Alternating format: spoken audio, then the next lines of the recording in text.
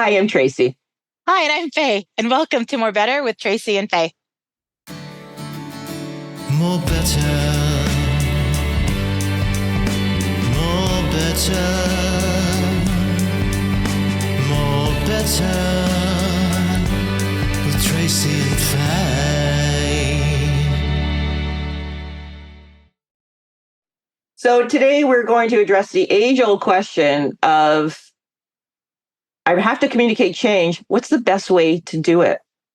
Is it a newsletter? Is it a team meeting? Is it a video chat or text chat? Is it a cross-country tour? And the answer is yes, or it could be no. Because there is no right answer, but there are, quite frankly, many wrong ones. And that's what we're going to talk about today. It's how to determine the right communication channel to use so you reach those audiences that need to know what's going on, because they have a really important role to play in bringing about whatever this change is that your organization or your team is going through. But it's always pretty funny because someone will say, "Hey, Faye, this thing is coming. We need a new special newsletter, or a video or a blog or whatever it is." So, but why do you think that when people say, "Hey, Faye, I need a communication channel," why is the very next sentence, "and we need a video," or this or that or the other thing? What do you think? The tactics. So everyone wants the tactics, right? Everybody wants a communication plan and strategy. And then the second question right after is, where's the video?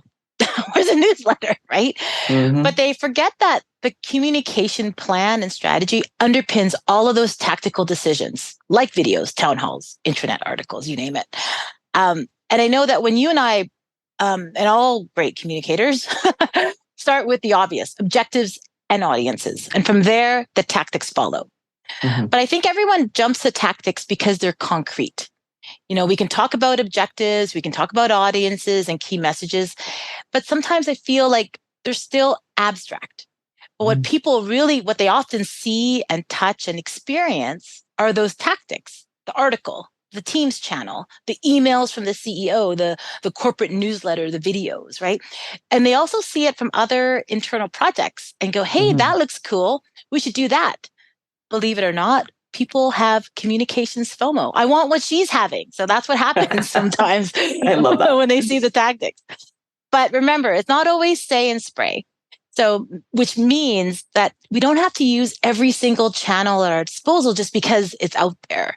Yep. We have to decide how to use those channels, or deciding how to use those tactics and when to use them is really an important part of a communication plan. Yeah. So what they don't see is what they may not see is that selecting those tactics is really an intentional and thoughtful process. It's about knowing, broken record, who your audience is, what you need from them, what they need to do, and what information they need to do what you need from them, etc. Selecting how you're going to increase their awareness, etc. So that's what I would say. That's why everybody wants those tactics. Yeah, for sure. And what people don't understand is if they say, we have this change coming, we need the communication plan and a video. And you're like, well, that's great. But the people who are being impacted by this change do not sit in front of their computer. Exactly. In fact, they never go in front of their computer because that's not what their job is. Their job isn't to sit in front of a computer. So you could spend all this money and make a video, but it's going to achieve nothing. And that's, what we want to talk about today is how do you make the decisions about what channels to use so that your change program will meet its objectives. We're gonna peel back the curtain on this aspect, a little bit of communication planning, and just walk through the way you have to consider the objective of your plan, the people who are impacted, and then how do you meet them? Where do you meet them? What are those tactics? And we've broken this down into 5 steps. So these 5 we'll go into them in detail, but first and foremost, just to understand at a high level, the 5 things to think about is strategy before tactics. You don't decide on a newsletter and then build a strategy around it. It goes the other way around. Start with those most impacted. Who are those people? The individual people or teams of people. Start with them. Consider digital and analog. We don't all live and work in digital spaces. Go broad if needed, but only if needed. And consider those special tactics, a special video, a one-off newsletter. Consider them carefully. They can be used, but they don't have to be. And then also recognize that anytime there is discussion or emails or a text about a specific project, that is communication. That's all still happening. Anything experienced by your target audience related to your project is communication. So when you think about tactics, it's not necessarily just this separate finite thing that exists outside of the communication environment in which your organization or your team already lives. So it's a lot of different things, but we're going to go through those one at a time. Okay, so the first point that we wanted to make is it's always strategy before tactics. And what do we mean by strategy? It's what we always talk about. Clearly identify what is the object of this change program. Clearly articulate who is the audience, who are the most impacted by this.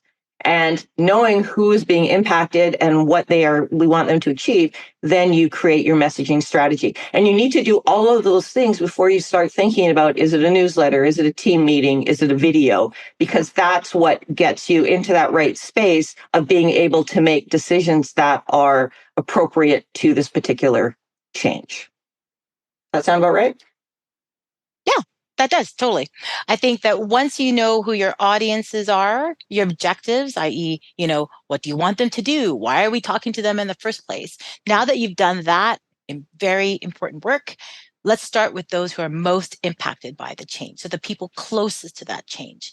These folks are your focus. It's not just about announcements and pronouncements, where do they already go to get information? Do they need training? Do they need incentives? So for example, if a change only impacts a certain department, like let's say supply chain, maybe they already have their own communication channels. Maybe they already have a dedicated Teams channel or a Yammer group or a newsletter or a regular meeting. So let's leverage those tactics, right? Rather than trying to create more tactics or trying to go broad. Let's focus on the people who are most impacted by the change to make sure that you're taking them through the change journey, because that's typically what we're doing, is trying to get people from awareness to adoption. Mm-hmm. And then, so once you know who they are, our third tip is consider digital and analog. And as Tracy mentioned, not everyone sits at their laptops or even has phones on them, depending on their roles, right? So for example, for those who work in the field, and by that I mean frontline employees, they could be people working in a store. They could be people out driving trucks, like to deliver things, all that sort of stuff. They're busy. They're busy supporting your clients, making money, operating important equipment. So if they're impacted, consider what we call analog methods, and I know this sounds completely old school, but like posters in a break room, tent cards in a lunchroom, a flyer with their payroll stubs. Yes, people still like paper payroll stubs. That's okay. And that's okay. Direct mail or talking points for a leader who leads a weekly or daily team meeting. You don't have to use all of them, but curate them carefully depending on what's changing and what that means to those people. You might be constrained. The only thing I would suggest is that you might be constrained with budgets, like printing. So especially if you have to reach bulletin boards or different kinds of locations. But so ask how that's typically coordinated and make friends with people on the ground who do that sort of thing. Yeah, I think one of the dangers of not going where people gather and is that if for people to identify with what's going on, it needs to be delivered to them in a way that is familiar. Yeah. So if we're doing a big change and say we're an energy company, an oil and gas company, and people who work on the plants need to know something that's going on, either for them, maybe there's a big process change. Well, if you come in with some big splashy, if this is all new and exciting, it doesn't necessarily feel connected for them.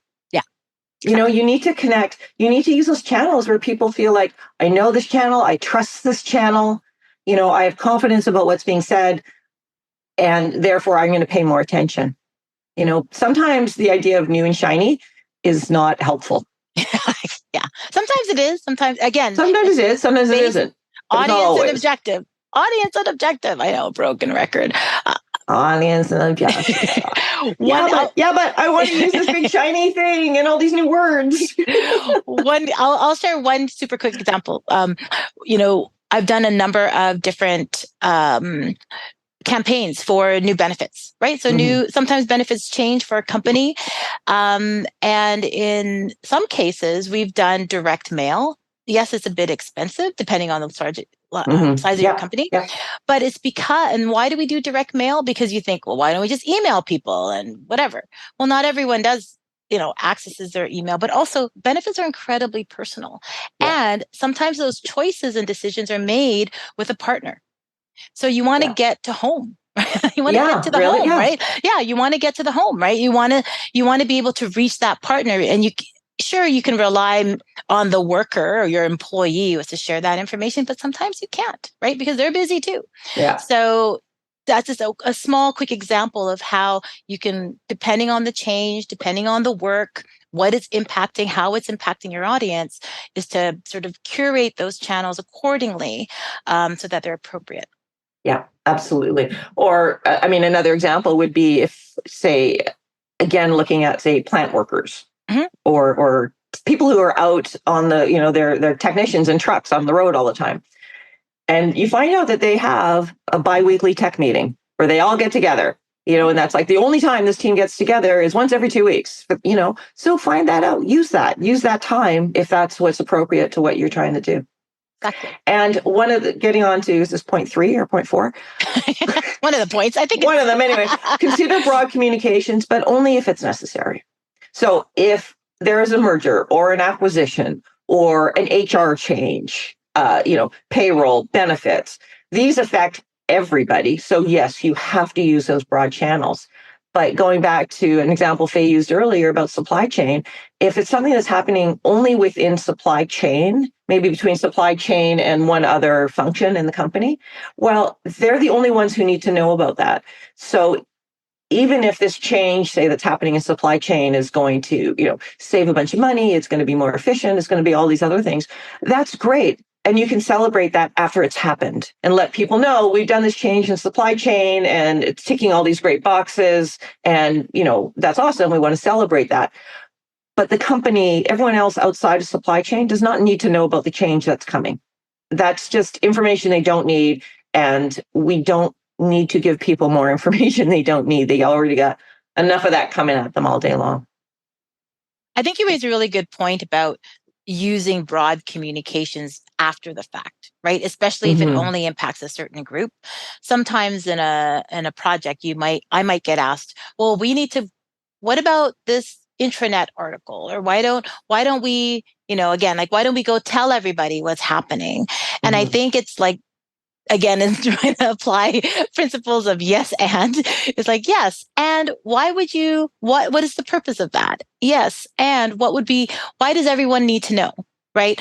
So sometimes I like to use broad communication channels after the fact, again, if appropriate, to show people, hey, here's an example of how we saved money, became more efficient, all of those high points that maybe that department or that project wants to let everyone know about, right? But it has to be purposeful and intentional. And it's got to be connected to corporate goals. Yes. Or organizational. I don't want to say corporate because this isn't all just for corporate. This is just any organization. So it's wonderful to bring attention to your team or maybe some big change that you went through. But if it's not connected to an objective for the organization, then you've really lost an opportunity.